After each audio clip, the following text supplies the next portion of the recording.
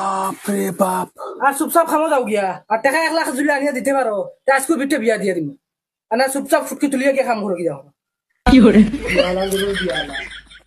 ইয়া এটা কিতা করলা এলকো 1 লাখ টাকা লাগে 1 লাখ টাকা আমি খানো পাইতাম আর 1 লাখ টাকা যদি পাই না তো আমার বিয়াও হইতো না